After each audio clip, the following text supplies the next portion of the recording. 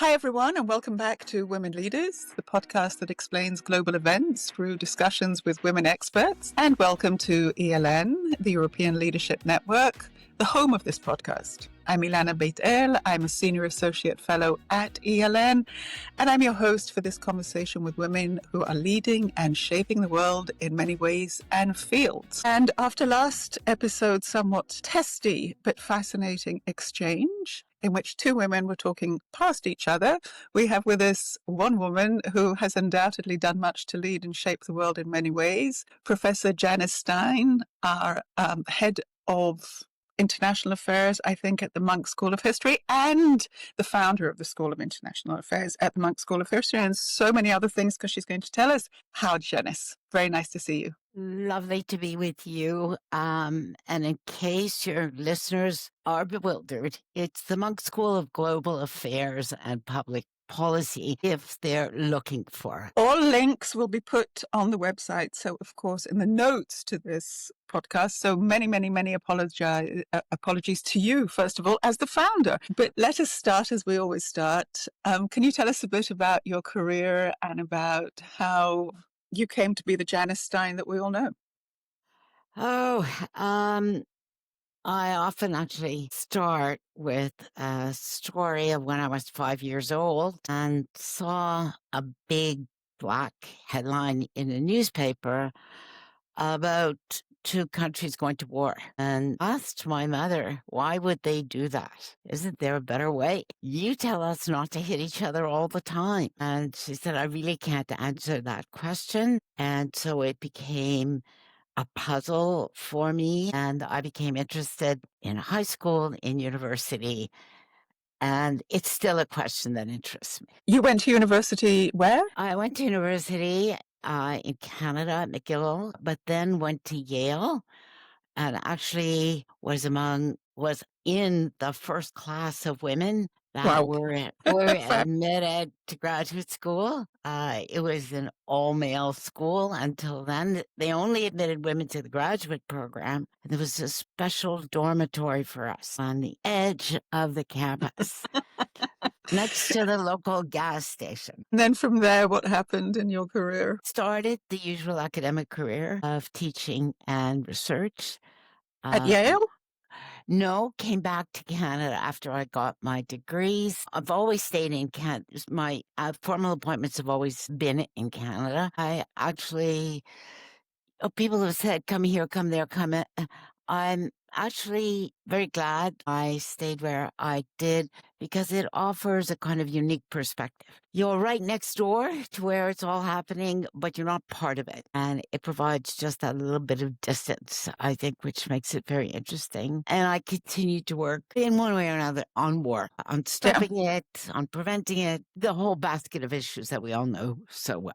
Yeah, I mean, I think we've all of us been fascinated by that and repulsed by that and tried in very many ways to deal with it That's right. in our own ways. And what made you start a School of Global Affairs? What made me start a School of Global Affairs was I felt increasingly strongly that there's no one discipline that can really explain this. And that, climate change, or it doesn't matter which big problem you want to work on, anchoring it exclusively within one discipline was going to frustrate. And so the school really brings together people from across disciplines. So not only history and economics, which you would expect, but philosophy, music, engineering, medicine, law, business, and no departments of any. We're just all appointed to the same school, and there's a much freer and more fluid capacity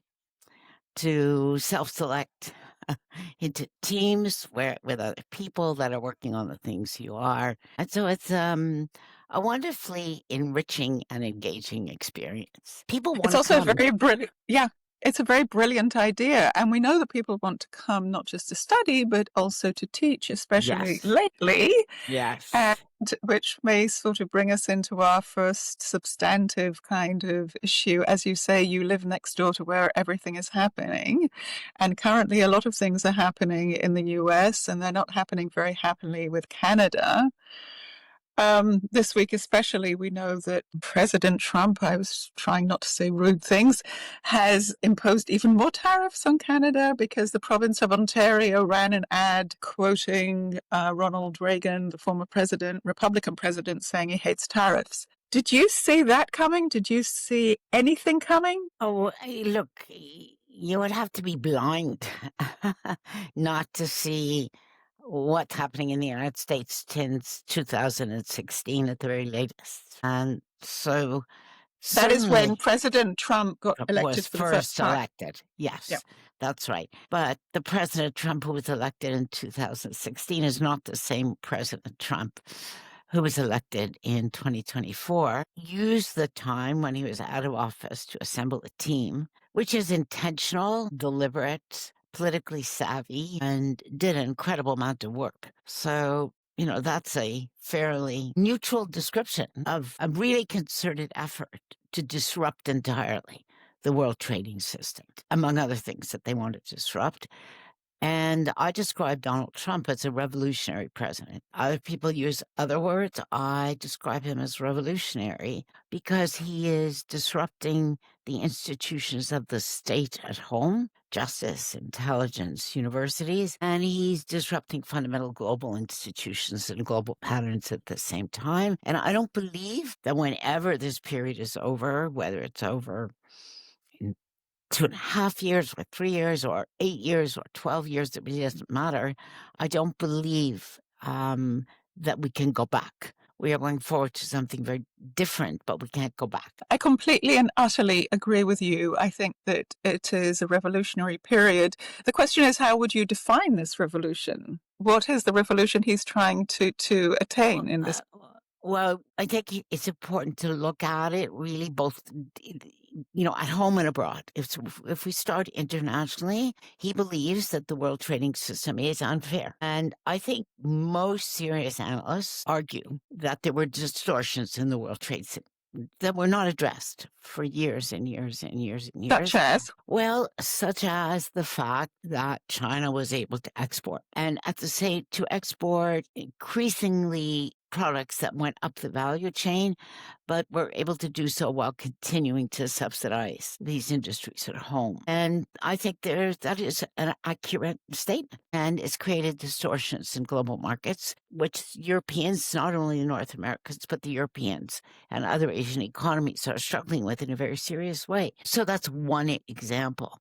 But the remedy is not one that will solve the problem that Donald Trump is trying to address. Tariffs are the wrong instrument to address what is in fact a real problem. The second problem, which is a big one in all developed democracies, is the hollowing out of the middle class as manufacturing moves to that part of the world, wherever it is, where the costs are lowest, in part because the cost of labor is lower.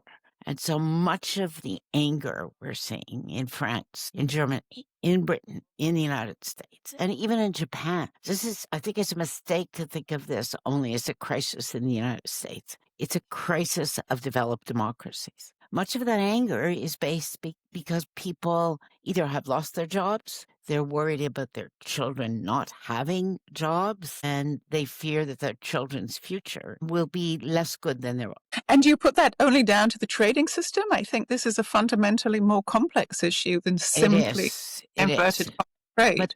But trade contributed. Oh, yeah. That's it. Okay. And there's an unwillingness of a lot of liberal political economists to acknowledge that trade did contribute. The second big factor is technology, which is responsible for far more of the disruption when we disaggregate the problem. And the disruption that is coming over the next decade from technology will far outweigh anything that we've experienced up till now. So you combine these two factors, right? A shattered trade system and technology that is genuinely disruptive of the fundamentals of economies along with climate change, and you understand why we have the turbulence that we do. Could I also suggest one other thing to add to that list, which is the inadequacy or the dated nature of a lot of the democratic systems? They have not kept up with any of the things you've mentioned above, but they've also not kept up with,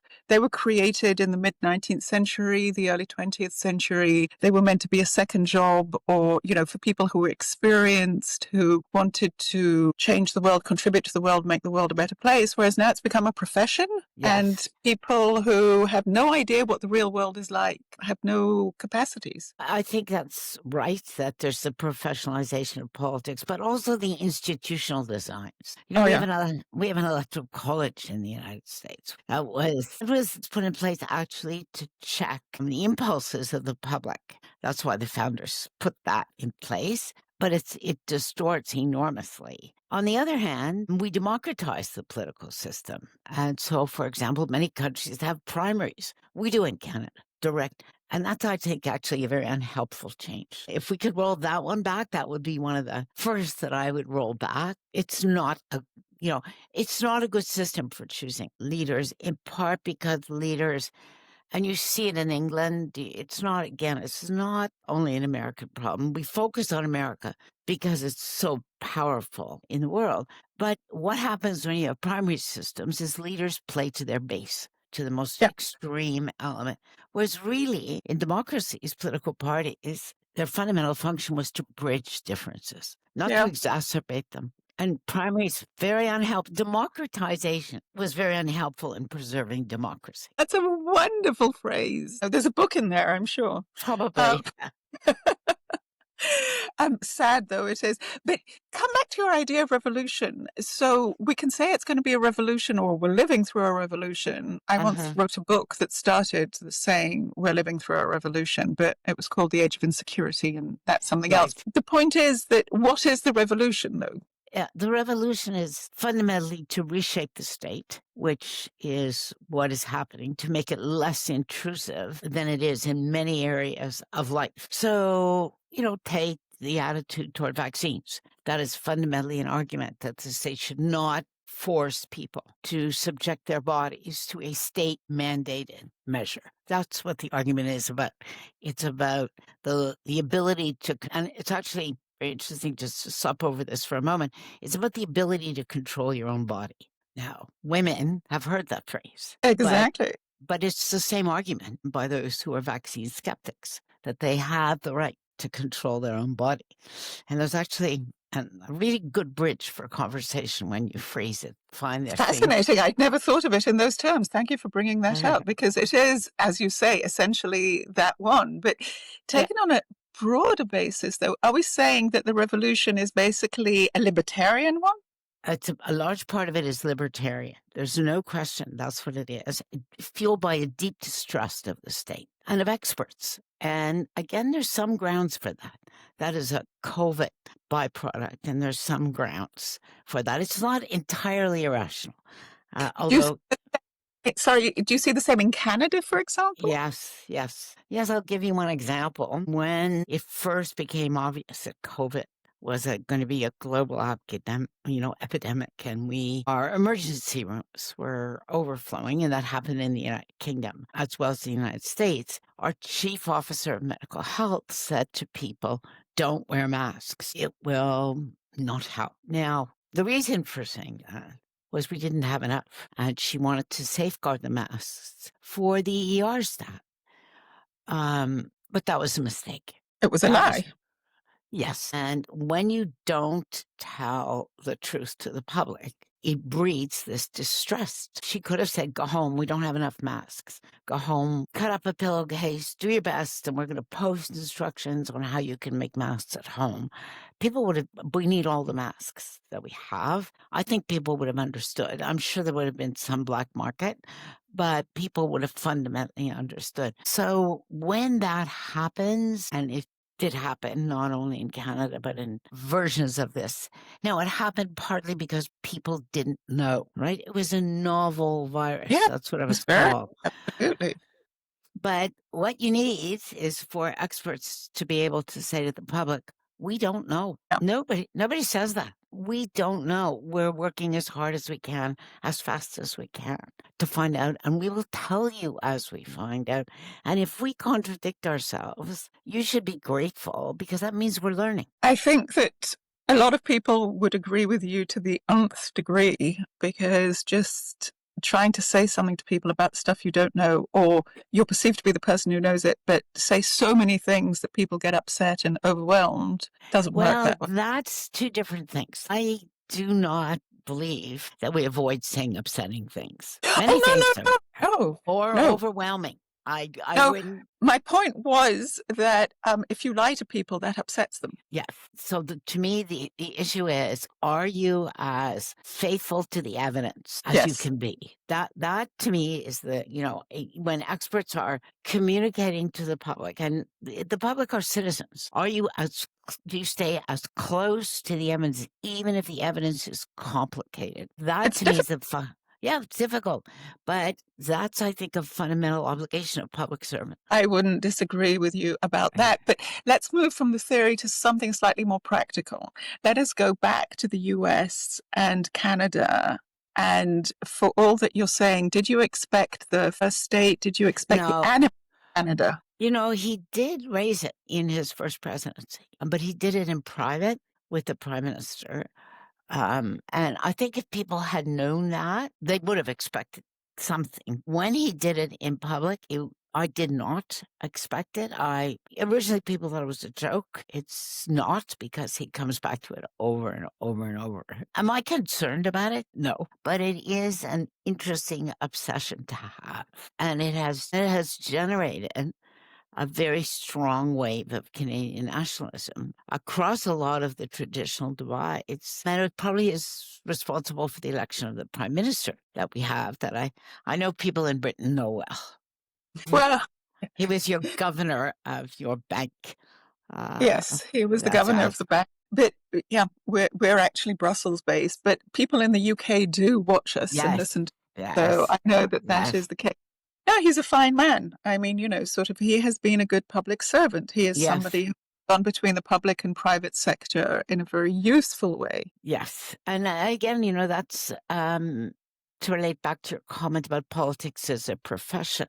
I think it's wonderful when people have lives before and after politics. Yeah.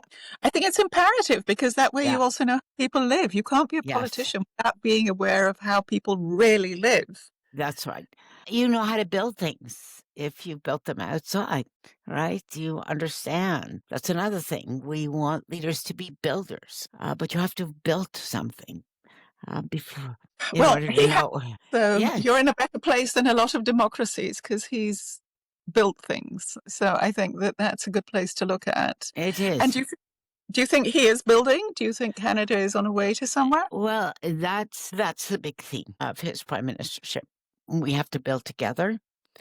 And there's no question Canada is going to change, and there's no going back.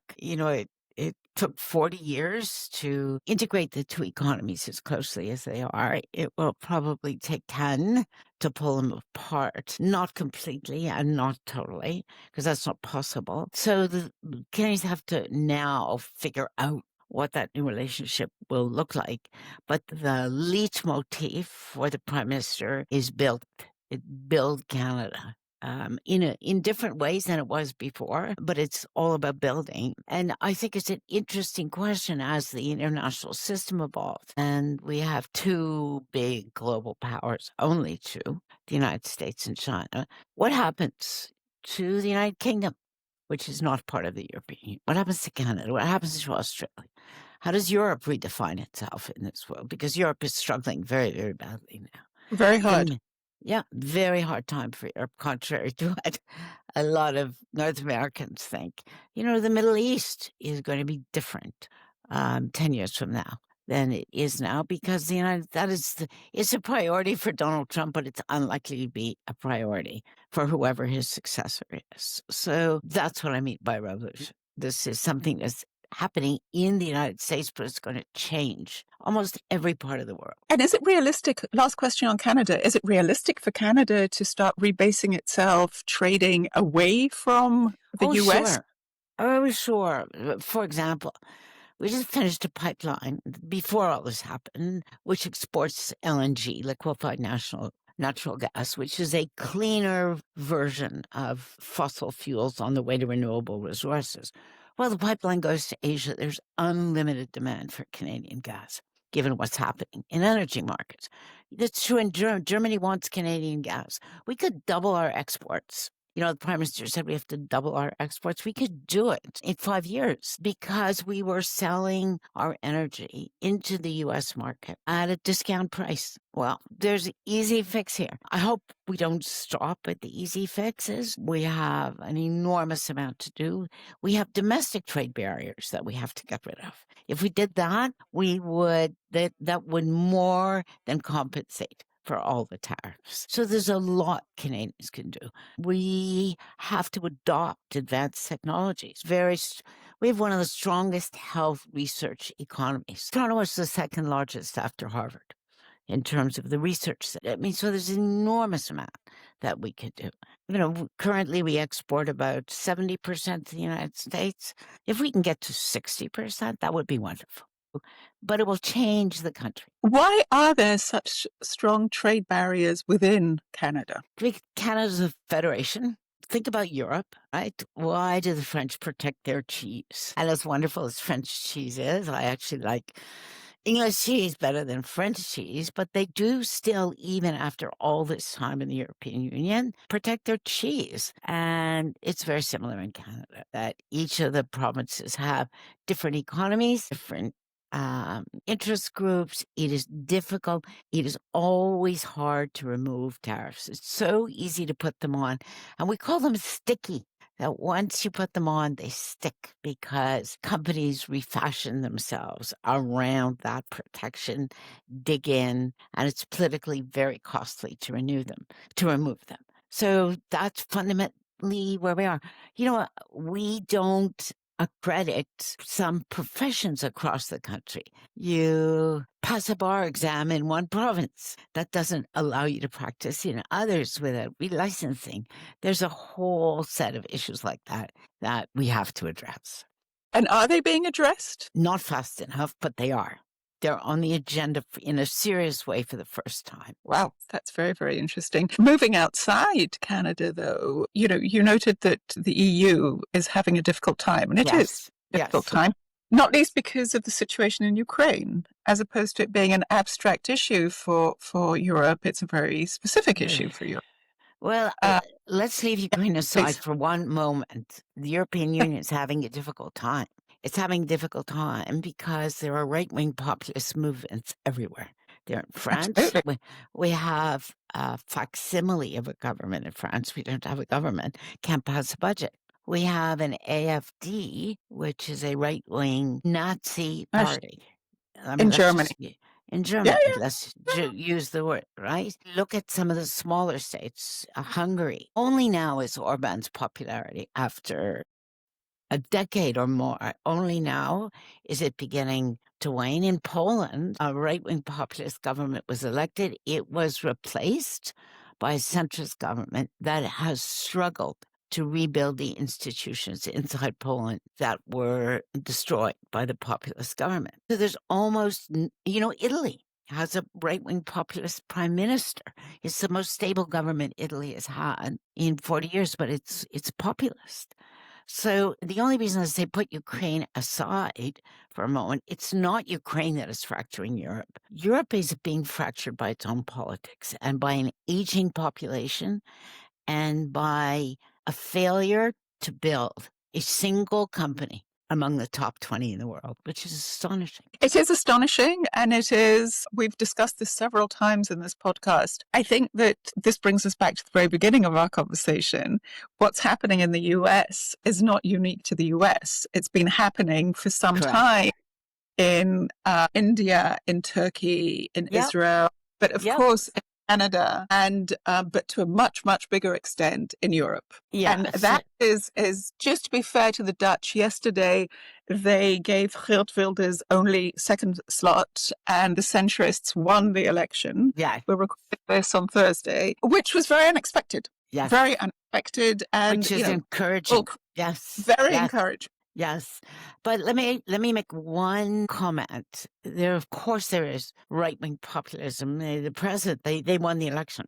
And there is in Europe and there is in Japan, which for the first time elected a populist A parliament. woman. She's a prime minister, but in the diet there is an explicitly Yeah, right-wing yeah. Yeah, so that's not she. But what differentiates the United States? The United States has the most creative, dynamic economy. Mm, Europe does not. And that's fundamental difference between the two. I see you shaking your head.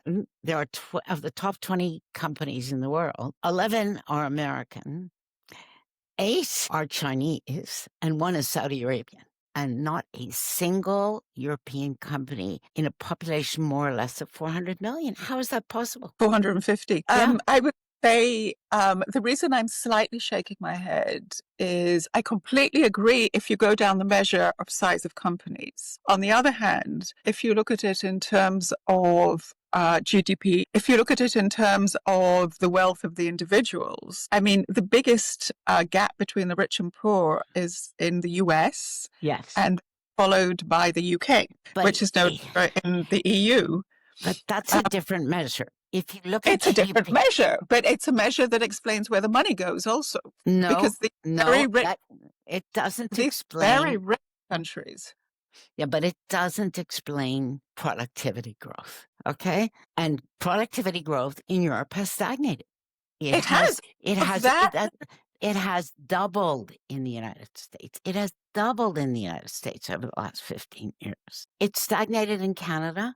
We are a laggard, but it's stagnant in Europe. yeah. There's no meaningful growth so you can't sustain distributive economies which narrow the gap if you're not growing. And this is precisely where the combination, to my mind, of the very, very, professionalized, weak politicians who can't see beyond their Twitter feed on the one hand, but also have no experience of building anything. Yeah. They don't understand how to build anything because none of them have ever done it. And the globalization of industry where they outsourced a lot of this building to, if you look at an industry, the Germans still know how to build cars. The trains don't run on time, but they still know how to build cars. But a lot of that is done in China. And, this is a big problem. I agree with you. But I think that's the opportunity for self-reflection because we're all expert at pointing our fingers at others. But how did we allow in Europe and in Canada, how did we allow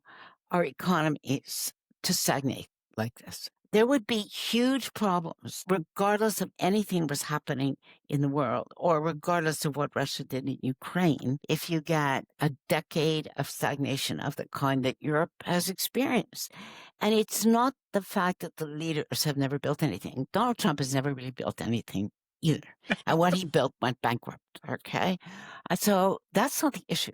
The issue is there is a dynamic, creative, feisty, independent streak and the United States reinvents its economy all the time. That's not true any longer in Europe. It's just not. And that I would agree with you 100%. There is a sort of sense of the youth, the flip side of all the advantages of distribution of wealth is youth not terribly interested, sort of sometimes I can speak like this because I'm over 60 and I'm very happy. But, I've looked at CVs and interviewed young people, and people in their 20s are really worried about their pension schemes, their health insurance. And you feel like saying, go, go, go, do. Come back sometime in your 30s. You're going to live till you're 90, your generation. Go and do something first. Yeah. The other explanation... That's a cultural issue then, right? Yeah. Very, very deep cultural issue. But is it because life was made too predictable? Let me put it that way. And expectations grow out of that. And so one way of thinking about what's happening is there's a jolt now, a fundamental jolt to everybody's expectations. Now, and it's young people in their 30s, especially young men, who are the strongest supporters of right-wing populist movements because they're angry for a whole variety of reasons, but they're disappointed about the opportunities. They feel they will be less than those of their parents. Many of them can never buy a house. And that's a fact. I mean, that is not displaced anger. That is factual. They will not be able to buy a home. And that has profound implications for them and for their lives. And that is a big part. And that's in part a result of stagnating economies. The stagnating economy issue is 100% sure. And just what I would say on it vis-a-vis Europe, though, I think that where Europe slightly misunderstood is that, first of all, they wanted people to be fat and happy and not start another war. Of course. After 2 world wars, enough is enough. I think that the amount that, if there's one phrase I really dislike, it's called the peace dividend. Yeah. Which was invented by Reagan and Thatcher. It wasn't a peace dividend. In the 1990s, after the end of the Cold War, Europe spent trillions on enlargement in order to buy this quiet and this security for NATO to defend, if you want to do territorial defense on. But this wasn't, there was a huge amount of work done. It was the biggest attempt ever to buy liberal democracy and buy quiet. Yeah. And so, probably where people should have woken up was 2014 when, Russia takes Crimea. But as I say, there was a huge amount of exhaustion, I think it's fair to say, in the 90s and the 10s, or the noughties. I always look at it that, the US, which complains about, European countries being laggard, they made huge amounts of money off the end of the Cold War. To join NATO, easy peasy. Are you a democracy? Yes or no? If no, are you willing to become a democracy? Yes or no? Right, sign on the dotted line, come and buy our weapons and everything will be fine.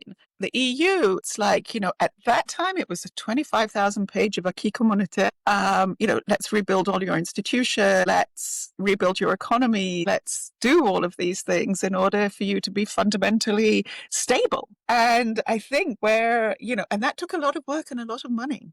And where, as I say, they should have woken up, but this comes down also to my mind to a certain poor quality of politician, is 2014. But it's not 2014, okay? And that's really where I am, we'll push against the conventional wisdom. If Russia had done nothing, this crisis was coming in Europe. That's the point. Russia. Where I say they should have woken up in terms of the world has changed was not just about Russia, but the world has changed was a lot earlier. This, to just wake up because Trump was elected twice. Let me tell you why I resist this argument. All right, because it deflects from responsibility. It deflects from what liberal Democrats, regardless of what Russia was doing, or in fact the United States, although it's impossible to take the United States out of the equation because its economy is so important, still is. But it allows the Europeans, the Canadians, to point fingers and say that's what destroyed our world. Oh, no, that's not accurate.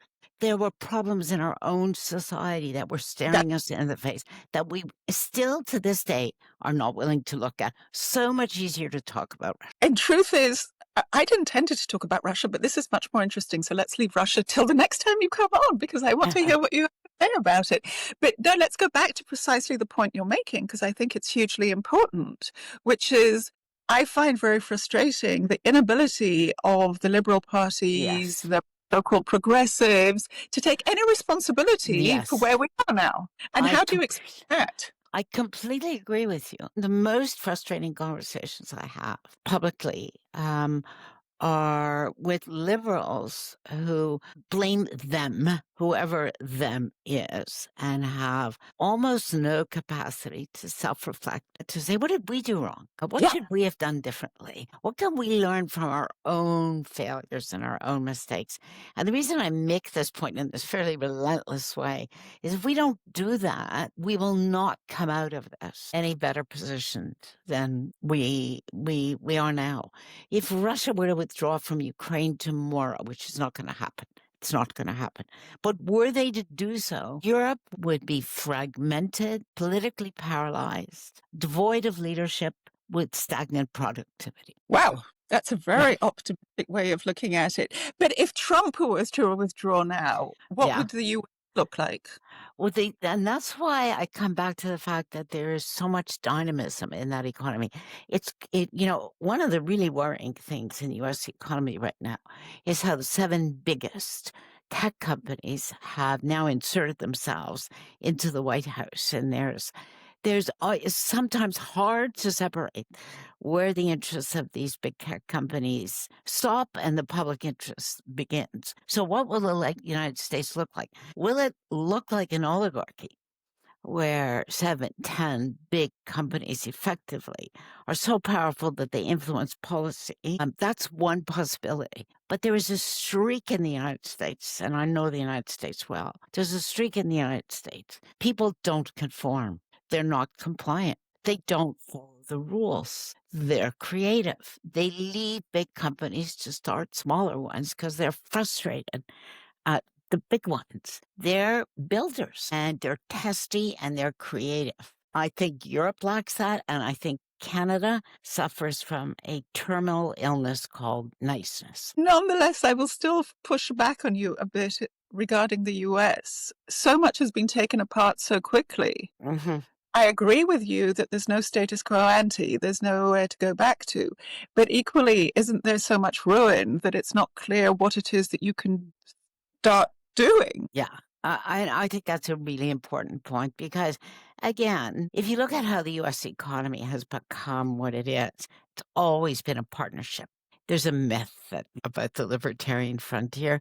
The United States has always been a massive investor in industrial policy, and all industrial policy is flawed by definition because you're making investments in things you don't know much about. But nevertheless, the United States has done it better than many, and the state has been a crucial partner in creating that economy that I've talked about. Much of that is wrecked because state capacity is being diminished at a really frightening way. What comes out of all that is a rebuilding exercise, right? Or a building a new exercise. But what I'm saying is Americans build better. There's a wonderful book out now by Dan Wang called The Engineers and the Lawyers. You probably have seen it. It's really, really interesting. And he describes China as a country of engineers and the United States as a country of lawyers, and says that's why the United States doesn't build big things anymore. And Ezra Klein makes the same argument in Abundance. And there's truth to all of that. But there's going to be no choice but to build when all this is over. And I suspect that the same will be true, by the way, to lots of parts of the world, including Europe, because Europe used to be built. Yes. Europe used to be builders. And yes. I think that where the difference may lie is a sense, and I think this is what Europe has in common with China. There's a newness still to the US, which drives things. Yeah. And actually, I suspect that one of the things that upsets them is that they have a history now. The whole point of going to the is there's no history. Right. And the whole point of both China and Europe is that these are continents of history, which also gives them confidence, though. Yes. So you know what? For 100 years, we'll be screwed over. 100 years later, we'll be fine. And that's short. 100 years, just a blink of an eyelash in these. Exactly. You know, sort of, which, if you're living through it, is absolutely horrible. But if you're not, then I think it's one of the things that gives them a different perspective. Yes. But also stops them in one way or another. It's very interesting because in the part of the world that you're in right now, I remember having a long conversation with a very sophisticated Egyptian general. And he said, look, we've been here for 5,000 years. We will be here for another 5,000 years. What happens next year or this decade or the next 2 decades? Doesn't really matter. It's not going to change. And so there is both 2 things come with that. Confidence, as you just described, and a lack of a sense of urgency. That is absolutely, and for young people, that lack of sense of urgency, I think, is really so undermining and so dispiriting in one way or another. And that is a big problem. Janice, I cannot believe that we have to stop because we've only just started, really. So you're going to have to come back again and talk to us about the rest of the world. A pleasure to be with you. Really a pleasure. It was just a lovely conversation. Thank you. Well, that's a wrap on this episode of Women Leaders. Really a huge thanks to Janice Stein. Keep listening to our conversations and support us with a subscription on your podcast platform. Leave us a 5-star on Apple Podcasts and Spotify. And of course, add to the conversation with your comments. In addition, help support our podcast and spread the happy word of this episode and others to friends, colleagues, enemies, and anyone you think who would like it. We're on all media, so reach out on Instagram as @women_leaders_podcast and on ELN, Twitter, Facebook, and LinkedIn. All information and links mentioned in the episode can be found in the notes. I'm Ilana Bet-El, together with my friend and producer Florence Ferrando, and we'll be back very soon with another great conversation.